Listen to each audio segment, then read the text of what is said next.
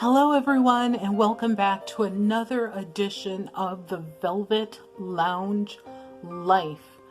Thank you for tuning in. This is a special edition, and it is an edition that, some people may or may not agree with. I have no idea why you would not agree with it, but I know there are some who will say, well, those times are over. Why can't people move on? Well, guess what? History is history. And to move on from history and say that it has no meaning means that the people that existed in those times were meaningless as well. And I do not believe that. My ancestors had a plethora of meaning. Without them, the world would not exist as it does today. Because of their sacrifices, their blood, sweat, tears, lost freedom, we are able, as Black, white, Hispanic, Asian, Indian, you name it, we are able to live as we do today. So and I know you're like, wow, like what is she talking about? I see this beautiful picture of this, what appears to be a beaded bracelet, and it is a stunner. The reason that I'm creating this video in particular is because I actually follow a group of people, and there are several of them, but these are really the main people I follow and watch all of their videos on YouTube, and I comment every time that I can. Yes, returning some of the love would be appreciated, but it's only, I want to say, like, I'll tell you like a little bit about these folks in a minute. But one of the things that these folks do, they like to do crafts and things like that as well. But the number one thing that they do is something called mudlarking. That is where they go out on the Thames River, other waterways, inland. They go to dumps, farms that are tilled or old tillings. They go to garbage dumps. They also go to fields within the woods, sometimes off of a road, you name it, in the United Kingdom. And mostly the people I watch are out of Scotland and England, and maybe elsewhere that I'm not sure of. I know there's like a Welsh husband and wife team that I watch as well. They're not on this list because they, like where they are, they don't really find these things. But those groups are the Northern Mudlarks, Sci-Fines, Kitten Caboodlers, Chill Bill, and Nicola White. Now, I'm more so going to concentrate on the Northern Mudlarks and the Kitten Caboodlers. The reason why is because when they go out, they always, not always, but commonly, they find beads. And unlike the other items that they find, they really rarely, other than talking about they're so pretty, they're beautiful, they're happy, celebrating that they found these little bits of history, but they never really dive deep into the history as they do if they found an ashtray or a spoon or a piece of a jar or a tobacco pipe or something else. It could be anything else. With these, it's sort of like the celebratory, they're so pretty, look at this bead, I found another one. But come on, let's talk about the history of these things, and especially because of the United Kingdom and other European nations had such a hand in enslaving people. And the reason that these beads that they find exist is because they were used as trade beads, or truly they had different names. One name was Aggie, A-G-G-Y. The other was slave beads. The other one, which became more acceptable because you can kind of hide behind the history, African trade beads. Just for the purpose of this video and to tone it down a little bit, I guess I will call them African trade beads because I'm just that kind of person, just to make you know, other people, I guess, a little more comfortable. And also, once in a while, I might use the term slave beads, because we can never forget the history by hiding it. It's sort of like the name that we gave proteins that we eat, such as pork, beef, lamb. You know, why not call it what it is? Pig, cow or bovine, you know, baby sheep. Like, we have these, and that's how the word slave is also interpreted. It's, you know, if you look in the dictionary, of course they're going to say, you know, people who were blah, blah, blah, and this and that. But the term slave was actually created so that they could categorize people as things. So you had a slave schedule. They didn't call it an enslaved people schedule or call the people enslaved persons. They called them slaves so that way they could take away any human element, dignity, that, you know, whatever remained that they could. So going forward, I really would like to hear people use a correct term, which is enslaved people, enslaved person, you know, that an enslaved woman, an enslaved man, an enslaved baby. Let's call them what they truly were. They were not born a thing. They were born a human being. So one of the things that I wanted to do in this video is, well, really there's a couple. One, you know, tell people how they can identify without taking the beads to a museum, which I do suggest you do. I am asking you, please take, if you find any of these beads, you could wait until you have like 10, 12 of them. And that's enough. You don't have to wait till you have 100 or have a string that's like 30 feet long.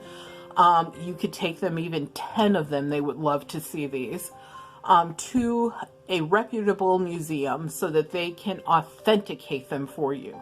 Why? Because those beads represent a little piece of someone's soul and all of their humanity. So please do that so that you know what you have, and, you know, maybe you could decide from there what to do with them. So African trade beads, as I told you, had 3 different names.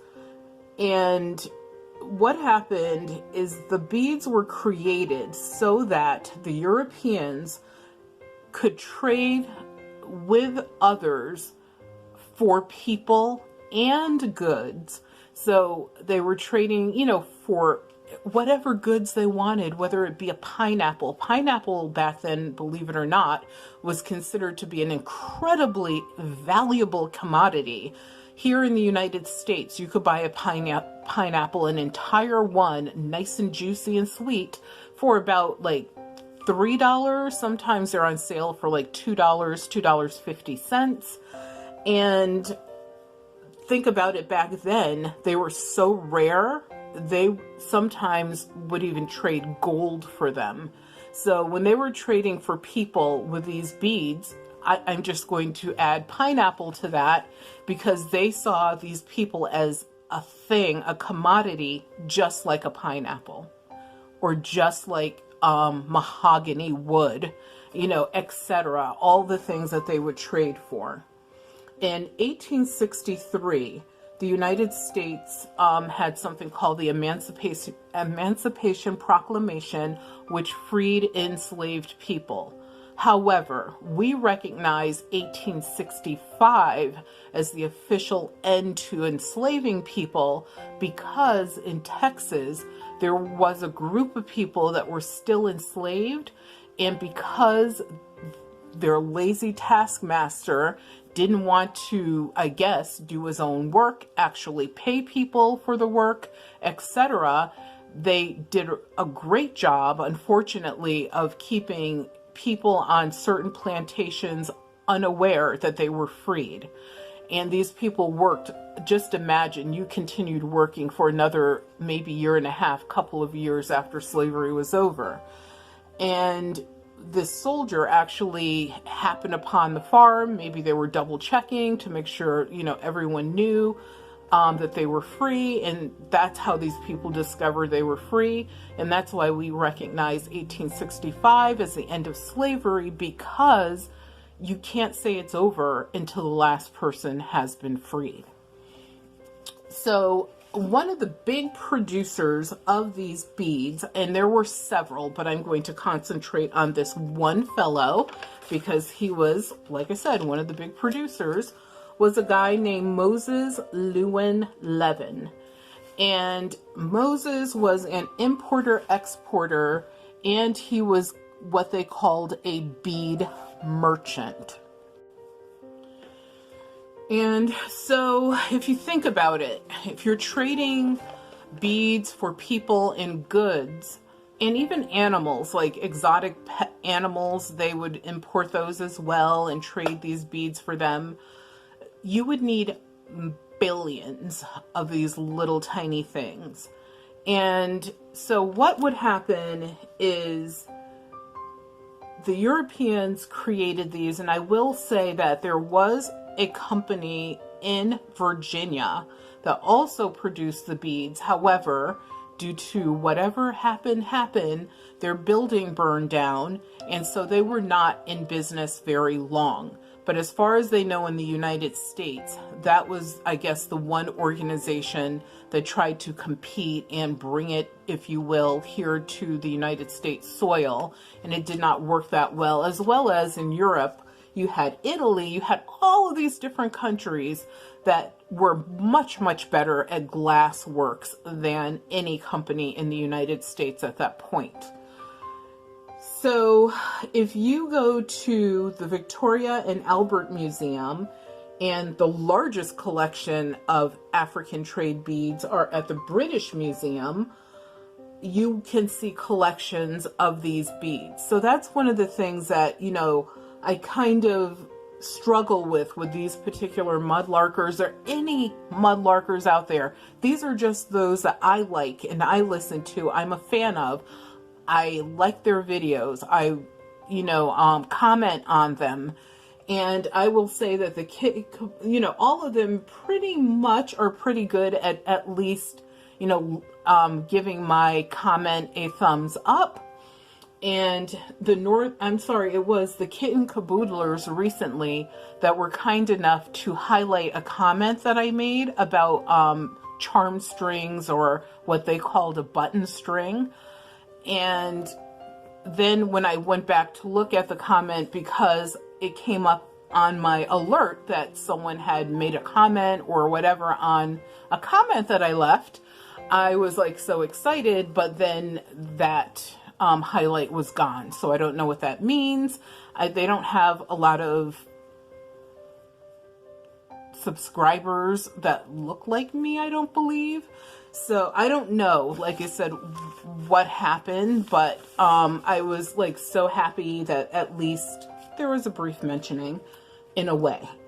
But I am going to ask them, and this is all of those folks that I called out, please do us a favor, go to the British Museum, go to the Victoria and Albert Museum, and look at these beads. You even bring your own that you found and do some comparison. Also, talk to them at the museums. They will authenticate what you have to the best of their ability, so that you can know exactly what you have, what you're dealing with, because like I said, these represented human beings in many cases. The largest import to Europe in the United States were enslaved people. So let's give them some dignity, some respect, and acknowledgement. And I would greatly appreciate that as well. So this Moses dude, Levin, was in business from 1839 until 1913. So just knowing these dates, what that tells you is after slavery was abolished in the United States, he was still in business. Obviously not in the slave trade any longer, but I'm just saying his business continued on, and he imported and exported, obviously, other items, just not people at that point anymore. And what happened to him after, honestly, I didn't care and I didn't look. But that might be something interesting to delve in, but that is not the purpose. We're trying to recognize other people that are commonly unrecognized, completely ignored, or just put to the back of the brain cupboard because it's comfortable. And yes, obviously the subject will make some people uncomfortable, and guess what? That's good. And the reason it's good, if it's making you uncomfortable for the right reasons, it means you're a human being and you're probably good. So the other thing I wanted to discuss is, what are these beads made of? So this is just looking at some quick pictures, and these are from the British Museum and the Victoria and Albert Museum. You'll notice the turquoise blue beads here on the side, and I will pan up the white beads, especially the smaller ones that are up here. I noticed that when these folks are out mudlarking, they commonly find those. But I know that Gail, who is from the northern mudlark, she actually found this gorgeous red bead. I believe it was her at one point. And they find a lot of beads, them and the kitten caboodlers. But they've actually found some fancier ones, the northern mudlarks. And those beads, I'm telling you, get them to a museum, have them looked at. They're not just everyday beads. Now, some of the pre-work that you could do on your, on your own, just to sort of try to like kind of verify what you should bring and what you should not, is to identify what might be an enslaved person bead is the weight. If you have another, let's say, modern bead, and it's the same size and shape, it will be lighter than the original trade bead. So if you are lucky enough to have two that are similar, that's one way to tell.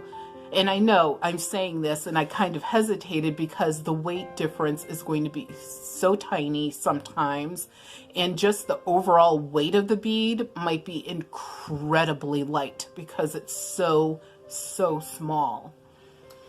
The other thing that you can look at, though, is sometimes with these African trade beads, what they would do is add metal to them, which obviously is why some of them are heavier than others. But if you can see the metal, that's a clue. If you see a little bit of discoloration, maybe they use copper in it or something like that, or there's like a rust, sort of element to it, that's also something that might be a clue. On top of that, you can also just look at it. It should be made of glass. These are always made of glass. They were not made of pottery, for example. On top of that, when you look at the glass should not be shiny. The reason why is these little bits have been floating and just thrashed around. Maybe obviously the Thames is like incredibly polluted with the garbage of all of the people from, I would say, probably the beginning of time up until modern day, just based on the things that you guys find out there. So obviously any shiny finish should have been washed away hundreds of years ago.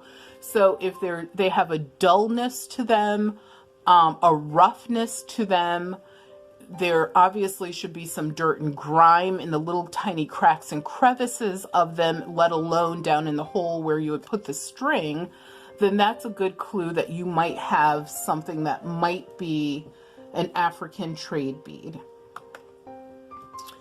The beads also came in all different shapes, sizes, colors, etc. You have these larger cylindrical ones. This one is sort of even squared off. There's one that sort of looks like a Tootsie Roll, not Tootsie Roll, what are those candies? A Lifesaver, sort of. You can tell I don't eat tons of candy. And this one even has faceting, so it's faceted. And of course, like, look at this one, and what would happen, and that's why you saw that previous, look at this cylinder with a slight curve on it. But in the previous picture, what you saw is what they would have brought when they were going to trade with these folks for people and merchandise. They would bring them, you know, what they had. Like, my factory import-export company has access to all of these designs. Which ones do you want? Because people had different tastes and flavors and whatever. So it gave them a variety to look at. That's why there were so many different shapes, sizes, colors. The other thing that you can look at is the seam. There should be no seams. The method used for making these beads back then, they didn't have seams because they weren't made in machines or molded or anything like that. So those are just some of the things that you could look at that might help you identify what you have, and then take the ones that you might identify as African trade beads to the museum and let them look at them, and they will tell you what you have for sure. Here are examples of African trade beads at one of your museums, and these are some that are more commonly found. The white ones I don't have in there, but those are also commonly found as well. And this is the result of said beads. So you have to remember that when you are talking about these, you are dealing with people, human beings. So like I said, in this guy, he actually has a name. I call him Mr. Gordon out of respect, but his name was Gordon. He was an enslaved person, and because he tried to run for his freedom, this is what they did to him. They mutilated his body. So I do want to thank everyone for tuning in, and I hope that, you know, everyone learned something. If